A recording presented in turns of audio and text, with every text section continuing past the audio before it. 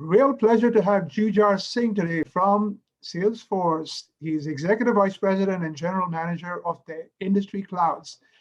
Jujhar has had an impressive career at SAP, Microsoft, HP, and he's looked at industries from many different perspectives. So as many of you know, I'm called Vinnie Vertical. I'm looking forward to this vertical discussion. Jujhar, thank you for joining me.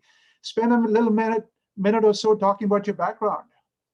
Thanks, Vinnie, for inviting me to this session to chat, and it's great to be talking to you. As a quick way of introduction, I'm the EVP and GM for Salesforce Industries. And as part of this role, I lead not only the building of specific clouds, but also the industry point of view for each of the focus industries. I've been in this role for the last 3.5 years, but in the CRM space for the last 20 plus. I have led Dynamic CRM at Microsoft, SAP CRM, and I started my career at Siebel building the travel and transportation vertical. In between, I had a stint leading the product strategy for HP's software verticals. I'm an engineer by training and started my career at a thermal power plant and then joined the Indian Civil Services, where I got a chance to lead the largest dry port in India and running operations for the highest density freight and passenger corridors for Indian Railways. I have worked in service industries, non-service industries, built horizontal CRM and vertical CRM. And I've seen the CRM universe from the lens of a vendor and a customer. So very excited to be on this show and talking to you. So Jujhar, you mentioned several as Salesforce industries, right? Describe the ones Salesforce is prioritizing and why you picked those, because there are 40 or 50 you could have picked, right? Sure. We are prioritizing the industries of financial services, healthcare, retail and consumer goods, public sector, communications and media, manufacturing, auto and energy, travel, transportation, and hospitality. You asked a very pertinent question, why did we pick these? I would say 4 factors that have led to us picking these industries. First and foremost, I would say it is the demand of our customers that they have been asking us. We started our go-to-market journey way back in 2013, and then started building industry clouds way back in 2016 with health and financial services. That was all because of our customers who were saying, we want your products to speak the language of our industry. Secondly, when we look at things, we also look at where our horizontal products are really adept at solving the problems of that industry. I'll put 2 in that category, professional services and high tech. We have been very strong from the very get-go. So we didn't put a special focus on it because the horizontal products covered them really well. Third area, we also look at it not only from our customers' perspective, but also from a business perspective. So TAM of that industry and our penetration in that industry, if it could be helped by building industry-specific verticals and pitching that kind of go-to-market view, we do that. Finally, partners are a very important part of our ecosystem. We look at where our partners actually have built products or verticals on top of our platform. Good examples are nCino, Viva, IQVIA. We just don't go back and try to replicate the same. We take them as given because our ecosystem is going to get the benefits of that. The one dimension I would add is, as we have grown over the years, we have started to make even a distinction between these industries based on emerging and scale. So in scale industries, think about those are driven by the reach, scale, and product depth of each of these industries. So in scale industries, we are focusing on health, financial services, RCG, public sector, and communications. Whereas on the emerging side, we have verticals like media, utilities, and auto. So those are some of the other distinctions that we do on our industries. Thank you for clarifying why you picked them and so on. But Jujhar, we've been in the business, you and I have been in the business such a long time. The honest fact is everyone says verticals, but they really are horizontal products that happen to have vertical customers, right? Now, we're seeing again, maybe because Salesforce has been talking about industry clouds, suddenly now you're seeing Microsoft say we have an industry cloud. SAP's been talking, Peter Maher's been talking, a lot more industries. They've been around, they've had products for a long time, but it seems like there's more energy in the last 3 or 4 months around talking about industry clouds. Gimme, you're not an analyst, but I want your honest perspective. What is happening in the market? So look, I think there is definitely a resurgence in the vertical orientation. And you talked about, for example, SAP or even Oracle, they have been in the vertical business for quite some time, but the SaaS version of it, a lot of them are catching up to it now. And when you talk about even spray painting, or you said, hey, everyone talks about a light veneer of horizontal products on which vertical sheen is put on, I would say that at Salesforce, kind of the approach has been very, very different. And for a long period of time, we have been investing in verticals because we believed it. We have been building industry-specific clouds, as I mentioned, since 2016, when we first launched our financial services and health service cloud. It is not a coincidence that it is almost 5 years, 16 releases on these two product lines. And we have grown into almost an enterprise scale industry solutions, almost a $2 billion ARR rate. We have 12 industry clouds. Financial services health we talked about in 2016. In 2019, we launched manufacturing, CG, and public sector. Acquisition of Velocity gave us comms, media, and utilities. We also acquired .org, which gave us education, nonprofit, and philanthropy. But one thing which is very important, which I would like to highlight, is every single one of them is built on the same Salesforce Customer 360 platform. And the advantage of that is we can leverage kind of practices from one industry and bring it to the other. The second part, I would say, when you talk about light veneer, we actually believe very differently about industries. Industries needs a different muscle. You not only need to look at the 500-pound gorillas in each one of those industries. So if you're talking about healthcare, Epic and Cerner are the 500-pound gorilla. If you're talking about manufacturing and auto ERP, SAP ERP is the 500-pound gorilla.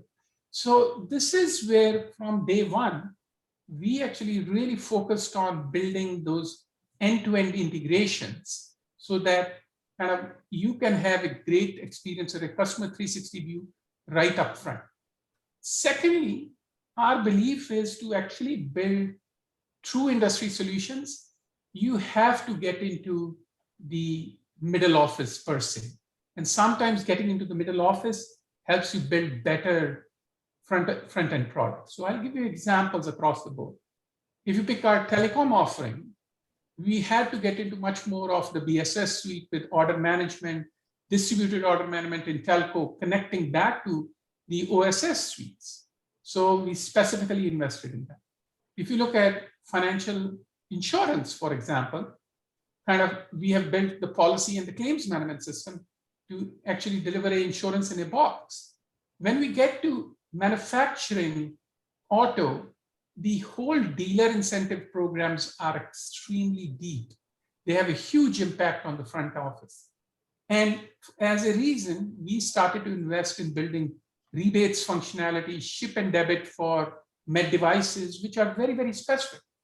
And the beautiful part is our customers are actually leveraging that in a much bigger fashion. Yeah. I'll give you a quick example. In the pandemic, you know how everything exploded. Women's College Hospital was overwhelmed with phone calls from people in their community. They were actually very scared who might be sick or not. So they came to us, and in 4 days flat out, with our health cloud offering, we were in a position to give them an interactive COVID online assessment, virtual registration process. But Vinnie, what is even more special is it was connected to their Epic electronic health record system. Mm. So they were actually in a position to do that. So in my mind, kind of going into the mid office, connecting to those 500-pound gorillas is extremely important. Secondly, I would also say it is extremely important that even within these bigger industry chunks, financial services, the nuances of wealth are different from insurance, are different from retail bank. And in case of Salesforce, in kind of our more established verticals, we are actually going at the sub-segment level. Financial services, healthcare, both are in that trend. Also, another dimension which I think is very relevant, when you get into verticals, compliance is just not a checkbox. You have to think through those requirements in a very dedicated fashion. You can't operate without high-tech or HIPAA compliance in healthcare. FedRAMP High becomes extremely important in public sector. So the whole concept of compliance and how do you make it very easy. So I'll give you a good example. We are right now building a corporate and investment banking solution, but the MNPI requirements, material non-public information requirements, made sure that we actually had to build special security compliance requirements at the platform layer so that we actually could go into it. So for us, industries is not spray painting, it's deep investment at all layers, data model, process, analytics, AI. And some of our kind of the competition that you called out, I think they would have to do the same. SAP has a deep heritage in industries. They are just not available in the cloud. Over a period of time, it will come there. Not just the cloud, they'll have to make it functional. They'll have to update it for functional, a lot of functional changes in the last few years, right?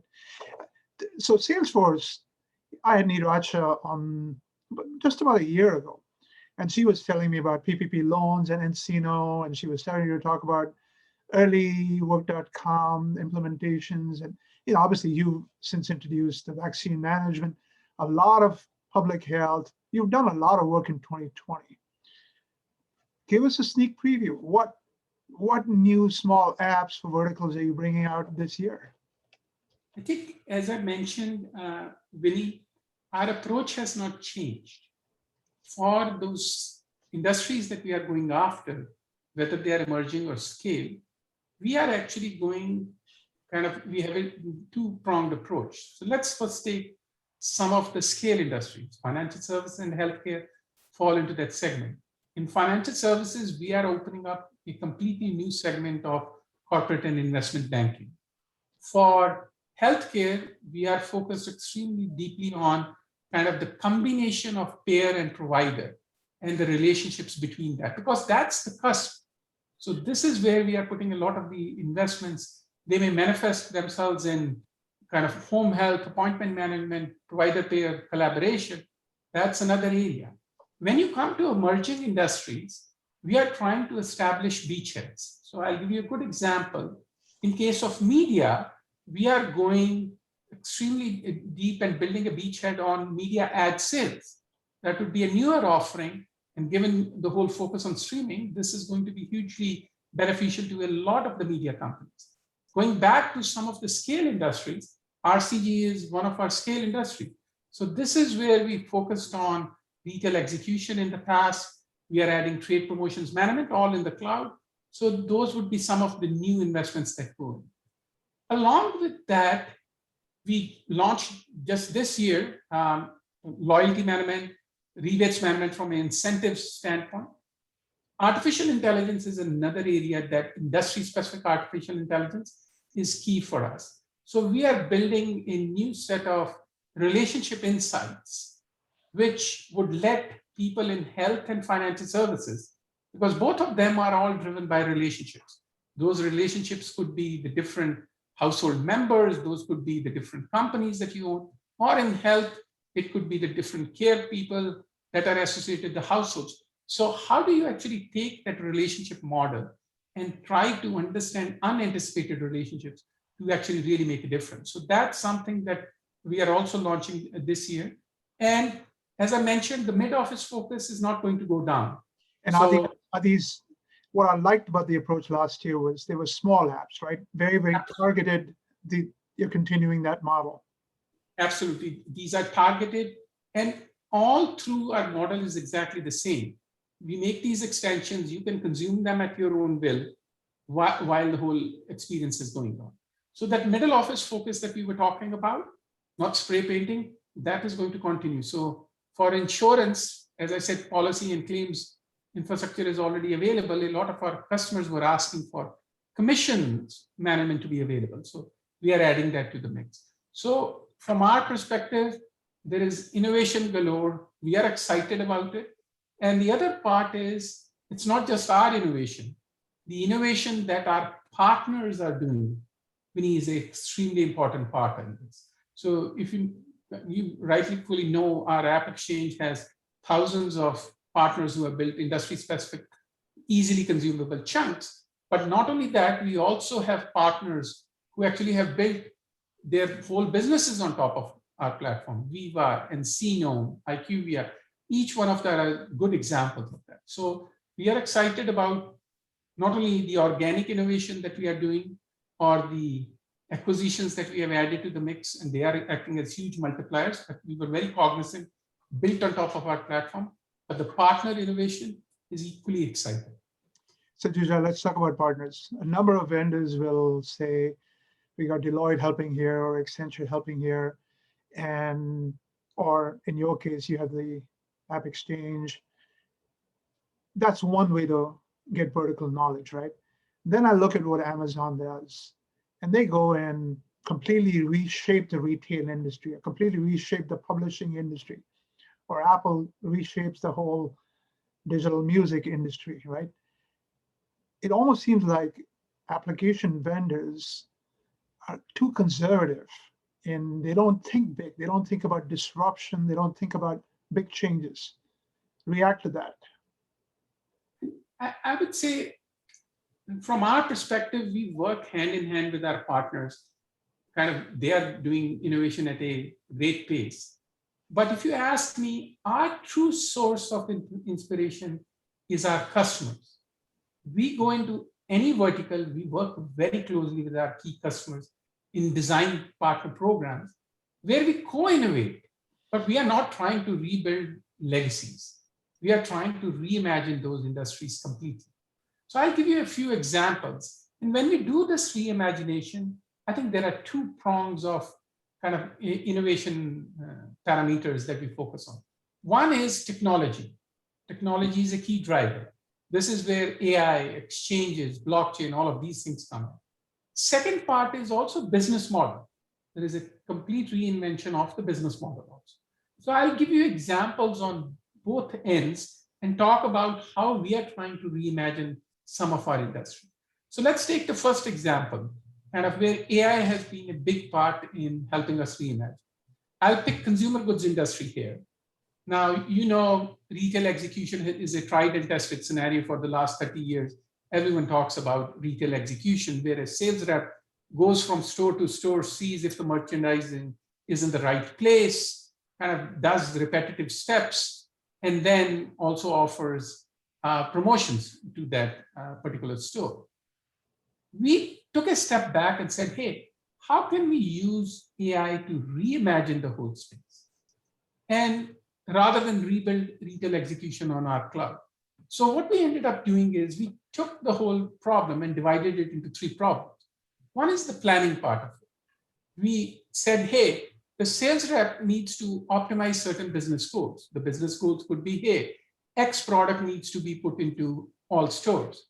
Second could be, hey, I need to check compliance of stores who are violating my merchandising policies. I could pick any business goal. So the sales user, based on AI, first picks the right stores to visit.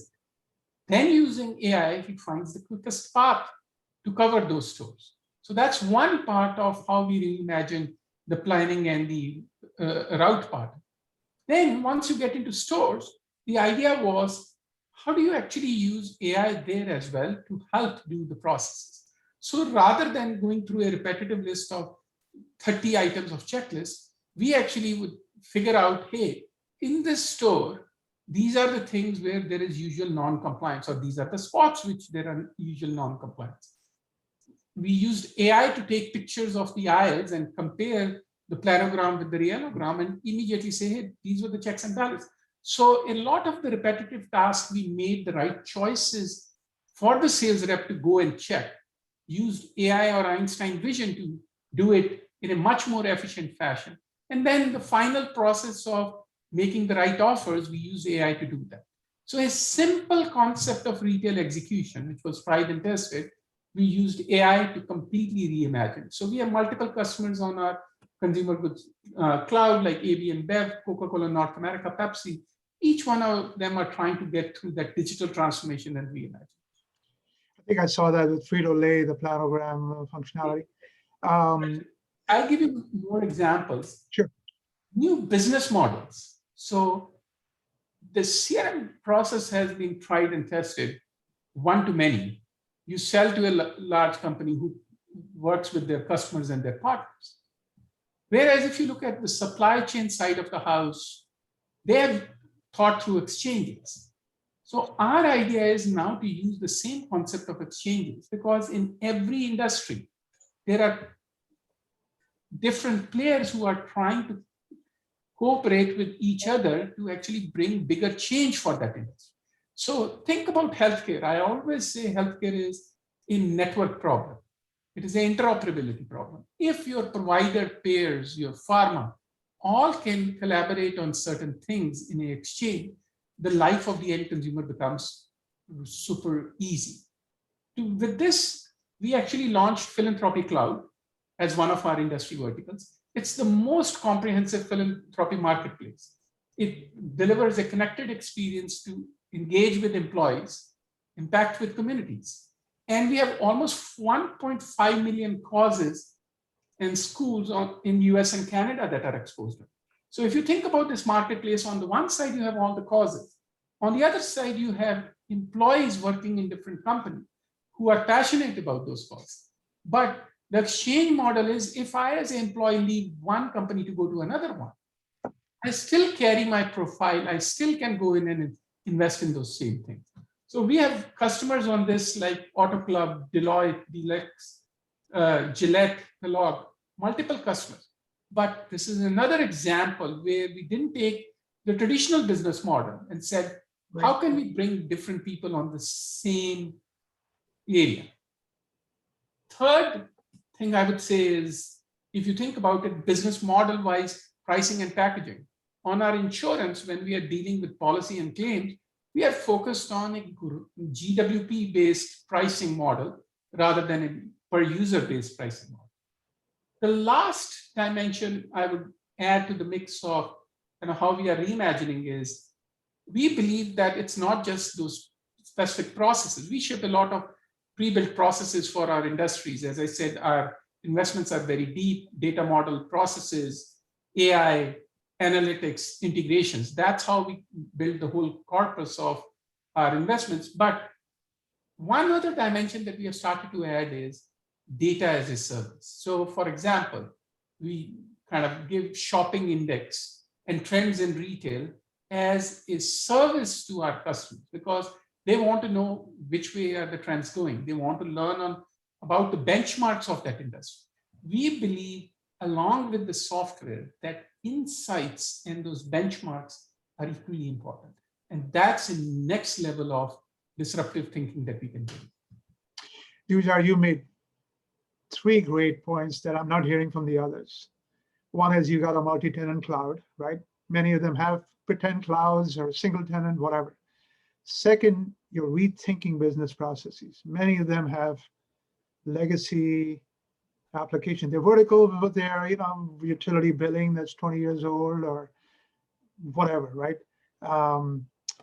Retech and Oracle, it's merchandising from the 1990s. So those are 2 great points. But they will have the advantage of now being fast followers. They'll copy your innovations, right? Are you worried about that? Great question. I think our source of strength is our customers. And we continue to innovate very closely, working with our customers, reimagining those industries. So even if there are other competitors who will be fast followers, our source of strength is our customers. And we believe if we keep listening to them, keep working with them, we can reimagine one vertical at a time, all the time. Yeah, that's fantastic. Any final thoughts? I just would say, hey, if you want to learn more about our industries, our focus, we are doing a Salesforce Industry Summit in June. We'd love for you and your audience to join that and see the depth of what we are offering. We'd love to work with all of your audience. I will include a link to that. I'll have Stacey give me the link and we'll include it. And I will certainly join you. So thank you, Jujhar. You're looking good. Hope you're staying safe. Thank you again for your time. Thanks a lot, Vinnie. Great talking to you.